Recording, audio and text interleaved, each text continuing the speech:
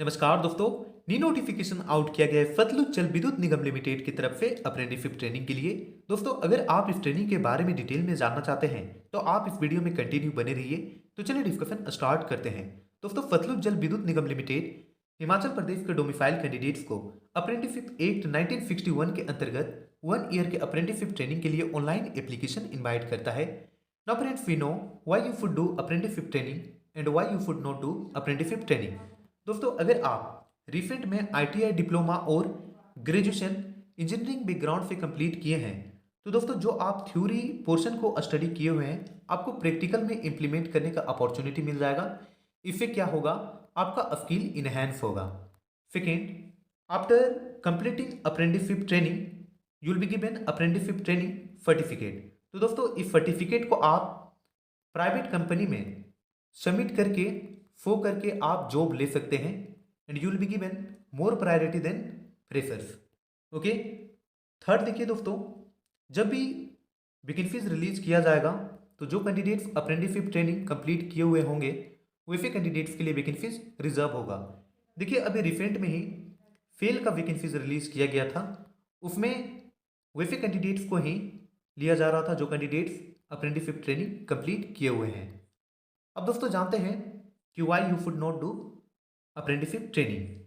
दोस्तों देखिए, अगर आप हायर स्टडीज कर रहे हैं जैसे कि आप आईटीआई के लिए अप्लाई करना चाहते हैं, आप डिप्लोमा अभी कर रहे हैं या फिर डिप्लोमा के लिए आप अप्लाई कर दिए हैं किसी भी कॉलेज या इंस्टीट्यूट में, तो दोस्तों ऐसा केस में आपको अप्रेंटिसशिप ट्रेनिंग नहीं करना चाहिए।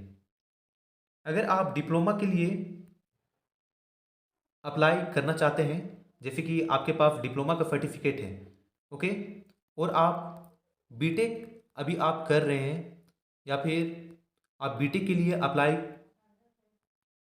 कहीं इंस्टीट्यूट या फिर कॉलेज में कर दिए हैं तो ऐसा केस में भी आपको अप्लाई नहीं करना चाहिए। सेकेंड पॉइंट देखिए दोस्तों, अगर आप किसी भी कम्पिटिटिव एग्जामिनेशन का प्रिपरेशन कर रहे हैं तो आपको अप्रेंटिसशिप ट्रेनिंग नहीं करना चाहिए। ओके, क्योंकि दोस्तों आपका जो कंसंट्रेशन है वो टूट जाएगा। ओके, फिर आप कम्पिटिटिव एग्जामिनेशन में फोकस नहीं कर पाएंगे। ओके, अदरवाइज आपका इंडिविजुअल चॉइस है। अब दोस्तों अप्रेंटिसशिप को जानते हैं कि कौन से अप्रेंटिसशिप में कितना वैकेंसीज है। देखिए दोस्तों, ग्रेजुएट अप्रेंटिसशिप में 175 वैकेंसीज है, जिसमें मैकेनिकल ट्रेड के लिए 40 वैकेंसीज है, इलेक्ट्रॉनिक्स एंड कम्युनिकेशन के लिए 3 वैकेंसीज है, इलेक्ट्रिकल के लिए 45 वैकेंसीज है। सिमिलरली दोस्तों आप ट्रेड वाइज देख सकते हैं। अब दोस्तों देखिए, सीरियल नंबर 1 से लेकर के 9 तक मैकेनिकल ट्रेड से लेकर के इंफॉर्मेशन टेक्नोलॉजी तक के लिए qualification full time bachelors degree engineering में होनी चाहिए रिलेवेंट ब्रांच में। रिलेवेंट ब्रांच का मतलब क्या है, जैसे आप मैकेनिकल ब्रांच के लिए अप्लाई करना चाहते हैं तो आपका बैचलर्स डिग्री मैकेनिकल ब्रांच में ही कंप्लीट होनी चाहिए।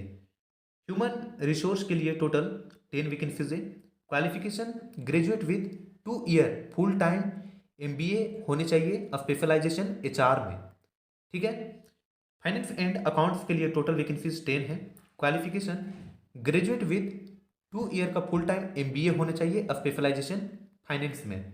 राइट। अब दोस्तों देखिए, टेक्नीशियन डिप्लोमा अप्रेंटिसशिप के लिए टोटल 100 वैकेंसीज है। सिमिलरली आप ट्रेड वाइज वैकेंसीज को देख लीजिए। Qualification full time diploma engineering में होने चाहिए रिलेवेंट ब्रांच में। रिलेवेंट ब्रांच का मतलब क्या है दोस्तों, अगर आप मैकेनिकल के लिए अप्लाई करना चाहते हैं तो मैकेनिकल ब्रांच में ही डिप्लोमा कंप्लीट होनी चाहिए। टेक्नीशियन आईटीआई अप्रेंटिसशिप के लिए टोटल वैकेंसीज 125 है। सिमिलरली आप देख लीजिए ट्रेड वाइज डिसिप्लिन वाइज कि कौन से ट्रेड के लिए कितने वैकेंसीज हैं। क्वालिफिकेशन आईटीआई पास होनी चाहिए। अब दोस्तों देखिए, यहाँ पर मेंशन किया गया है नोट पॉइंट में कि अगर वैकेंसीज किसी भी कारण से अगर फिल नहीं होता है, मतलब वैकेंसीज जो है उसका कोटा पूरा नहीं होता है, तो दोस्तों सेम देखिए अदर ट्रेड या डिसिप्लिन में डाइवर्ट कर दिया जाएगा। अब जानते हैं एज लिमिट। एज 18 से 30 साल के बीच में होनी चाहिए। एज रिलैक्सेशन दिया जाएगा as per the rules. SC ST category के कैंडिडेट्स को 5 ईयर तक का एज में रिलैक्सेशन दिया जाएगा। ओबीसी एनसीएल को 3 ईयर तक का एज में रिलैक्सेशन दिया जाएगा। पीडब्ल्यूडी को 10 ईयर तक का एज में रिलैक्सेशन दिया जाएगा। एज रिलैक्सेशन का मतलब होता है एज में एक्स्ट्रा छूट देना। अगर आप SC/ST कैटेगरी से बिलोंग करते हैं तो अगर आपका एज 18 से 35 साल के बीच में हो रहा है तो आप अप्लाई करने के लिए एलिजिबल हैं। बट दोस्तों, एप्लीकेशन को अप्लाई करते समय यू हैव टू मेंशन कि I need of age relaxation. Okay, अब दोस्तों जानते हैं स्टाइपेंड। देखिए, ग्रेजुएट अप्रेंटिसेस को 10,000 पर मंथ स्टाइपेंड दिया जाएगा। डिप्लोमा अप्रेंटिसेस को 8,000 पर मंथ स्टाइपेंड दिया जाएगा। ITI अप्रेंटिसेस को 7,000 पर मंथ स्टाइपेंड दिया जाएगा। ट्रेनिंग का ड्यूरेशन 1 ईयर होगा। ठीक है, अब दोस्तों देखिए, 25% वैकेंसीज जो है वो प्रोजेक्ट अफेक्टेड फैमिलीज और प्रोजेक्ट अफेक्टेड एरियाज के कैंडिडेट्स के लिए रिजर्व होगा। ठीक है, ऐसे कैंडिडेट्स को फर्स्ट प्रेफरेंस भी दिया जाएगा। अब दोस्तों देखिए, सिर्फ हिमाचल प्रदेश के ही डोमिसाइल इस ट्रेनिंग के लिए अप्लाई कर सकते हैं। अगर किसी अदर स्टेट के कैंडिडेट्स इस ट्रेनिंग के लिए अप्लाई करते हैं तो एप्लीकेशन को एक्सेप्ट नहीं किया जाएगा। ओके, अब दोस्तों जानते हैं सिलेक्शन प्रोसीजर। देखिए दोस्तों, ग्रेजुएट अप्रेंटिसशिप का सिलेक्शन 10th में जो मार्क्स ऑब्टेन किए हैं उसका वेटेज 20% होगा। डिप्लोमा का वेटेज 20%, या फिर आप 12th किए हैं तो उसका भी वेटेज 20%। और देखिए, इंजीनियरिंग MBA का वेटेज होगा 60%। डिप्लोमा टेक्नीशियन में देखिए, 10th में जो आप मार्क्स ऑब्टेन किए हैं उसका वेटेज होगा 30%। डिप्लोमा इंजीनियरिंग में जो आप मार्क्स ऑब्टेन किए हैं उसका वेटेज होगा 70%। और ITI टेक्नीशियन में 10th में जो आप मार्क्स ऑब्टेन किए हैं उसका वेटेज होगा 30% और ITI का मार्क्स का वेटेज होगा 70%। ओके, अब दोस्तों देखिए, शॉर्टलिस्टेड कैंडिडेट्स को पोस्ट के थ्रू इंटीमेट कर दिया जाएगा। ओके, पोस्ट मीन्स आप पोस्ट ऑफिस वाला ना सोचें। आपको देखिए, FJBN के वेबसाइट की लिस्ट में अपलोड किया जाएगा तो उसमें ही पोस्ट कर दिया जाएगा। ठीक है, अब दोस्तों देखिए, शॉर्टलिस्टेड कैंडिडेट्स को डॉक्यूमेंट्स वेरिफिकेशन के लिए बुलाया जाएगा। डॉक्यूमेंट्स वेरिफिकेशन कंप्लीट होने के बाद फाइनल मेरिट लिस्ट तैयार किया जाएगा। ठीक है, और फाइनल मेरिट लिस्ट में जिन कैंडिडेट्स का नेम आउट होगा वैसे कैंडिडेट्स को अप्रेंटिसशिप ट्रेनिंग के लिए लेटर सेंड किया जाएगा। अब देखिए, DB के दौरान आपको मेडिकल सर्टिफिकेट भी प्रोड्यूस करना होगा। तो दोस्तों, आपको DB के दौरान मेडिकल सर्टिफिकेट भी बना के लेके जाना है। ओके, अब दोस्तों जानते हैं कि आप इस एप्लीकेशन को कैसे अप्लाई कर सकते हैं।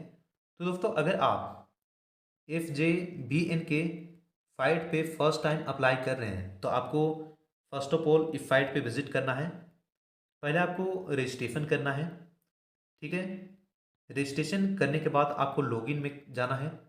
लॉगिन करने के बाद आपको जो भी इंफॉर्मेशन मांगा जाएगा आपको इंफॉर्मेशन फिलअप करना है।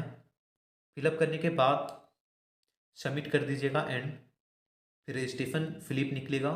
उस स्लिप को ज़ेरॉक्स करके आप अपने पास रख लीजिएगा, क्योंकि जब डॉक्यूमेंट्स वेरिफिकेशन होगा उस समय आपको मांगा जाएगा।